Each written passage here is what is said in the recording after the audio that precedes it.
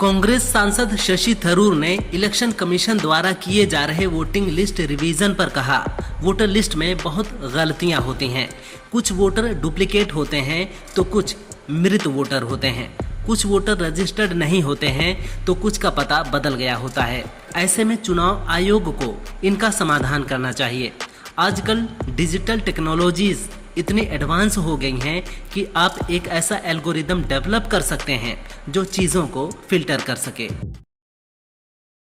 पश्चिम बंगाल के मालदा में टीएमसी विधायक अब्दुल रहीम बख्शी ने बीजेपी नेता को धमकाते हुए विवादित बयान दिया है। उन्होंने कहा, बीजेपी विधायक शंकर घोष ने दोबारा कहा कि बंगाल के 30 लाख प्रवासी मजदूर बांग्लादेशी या रोहिंग्या हैं तो उनके मुंह में एसिड डाल दूंगा।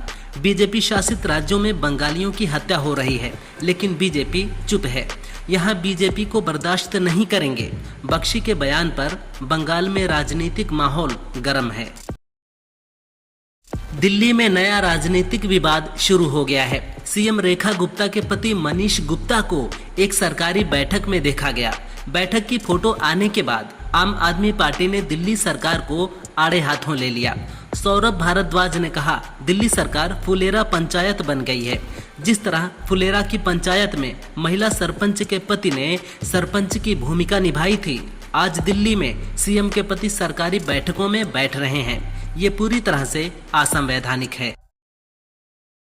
जनता का काम है तो जनता का भी कुछ योगदान बनता है कि नहीं।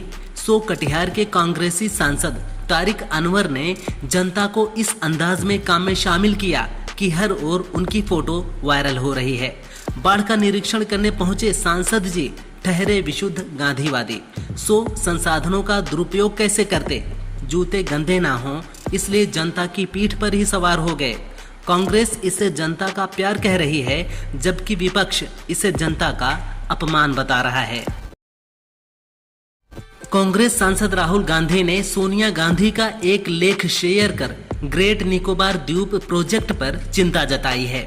लेख में प्रोजेक्ट से निकोबार के लोगों और नाजुक पर्यावरण पर हो रहे अन्याय को उजागर किया गया है। ये भारत सरकार का महत्वाकांक्षी प्रोजेक्ट है, जिसमें ट्रांसशिपमेंट पोर्ट, इंटरनेशनल एयरपोर्ट, ऊर्जा संयंत्र और नया शहर बसाने की योजना है। राहुल ने इसे आदिवासी अधिकारों को कुचलने वाला बताया है। उत्तराखंड में ऑपरेशन कालनेमी के तहत अब तक 300 लोगों को गिरफ्तार किया जा चुका है।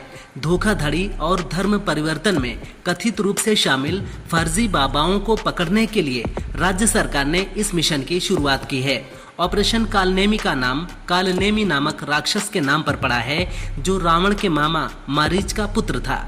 रामायण में कालनेमी ने हनुमान जी को संजीवनी बूटी लेने से रोकने के लिए एक ऋषि का वेश धारण किया था।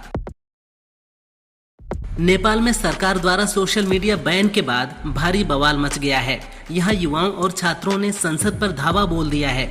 हजारों की संख्या में लोग सड़क पर उतरे हैं। प्रदर्शन के चलते पूरे देश में कर्फ्यू लागू है। पिछले कुछ समय से नेपाल में अलग अलग मुद्दों पर प्रदर्शन हो रहे हैं। एक वर्ग राजशाही की वापसी के लिए भी आंदोलन कर रहा है। प्रशासन को अंदाजा नहीं था कि इतने लोग प्रदर्शन करने लगेंगे।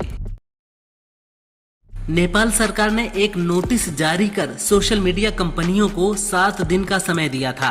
इस दौरान कंपनियों को मंत्रालय में रजिस्टर होना था, उन्हें एक लोकल कॉन्टैक्ट पर्सन और कंप्लायंस ऑफिसर नियुक्त करना था और लोकल शिकायतों को संभालने के लिए मैकेनिज्म बनाना था। लेकिन तय समय में कंपनियों ने कोई कार्रवाई नहीं की। इसके बाद Facebook, Instagram, messenger, YouTube, x और व्हाट्सएप समेत 26 ऐप बैन कर दिए गए।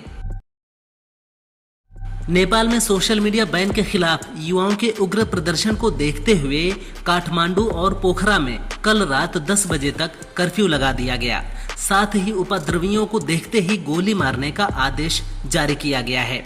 इधर सुरक्षा बलों की फायरिंग में अब तक 14 प्रदर्शनकारियों की मौत हो चुकी है, जबकि 80 से ज्यादा लोग घायल हैं। प्रदर्शन पर काबू करने के लिए सेना उतार दी गई है, जबकि नेपाल सरकार ने इमरजेंसी मीटिंग बुलाई है। 13,000 करोड़ का फ्रॉड करने वाले भगोड़े नीरज चौकसी को बेल्जियम से भारत प्रत्यर्पित करने की कोशिशें जारी हैं।